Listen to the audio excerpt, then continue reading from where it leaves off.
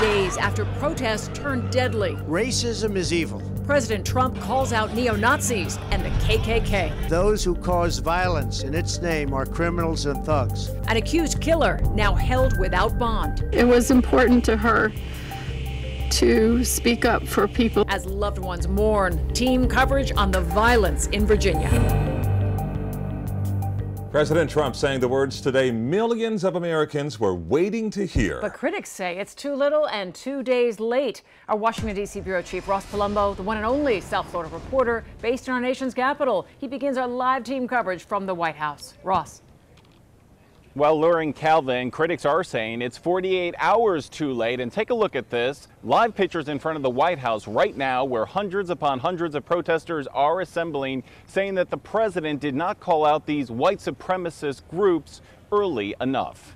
I'm in Washington today to meet with my economic team. After first making it clear that he came back to Washington for trade, the president eventually speaking about terror. Racism is evil.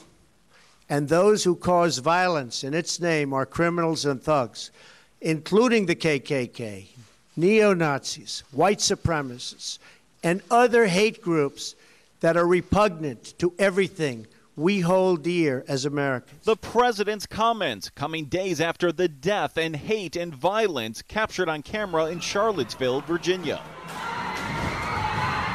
Trump first speaking hours after Heather Heyer died, after 19 others were injured. And violence on many sides. On many sides. His first comments not naming white supremacists. Mr. President, do you want the support of these white nationalist groups who say they support you, Mr. President? And apparently equivocating. Have you denounced them strongly enough? Creating a backlash even from his own party. Marco Rubio tweeting, very important for the nation to hear the president describe events in Charlottesville for what they are, a terror attack by white supremacists. He missed an opportunity to be very explicit here. But after several in his administration spoke out. To anyone who acted criminally in this weekend's racist violence, you will be held fully accountable.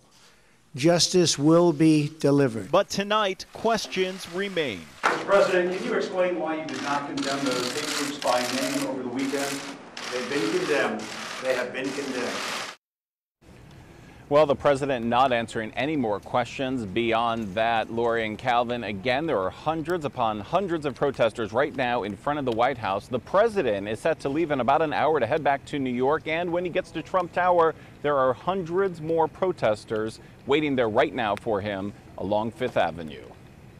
Ross Palumbo live in D.C. and our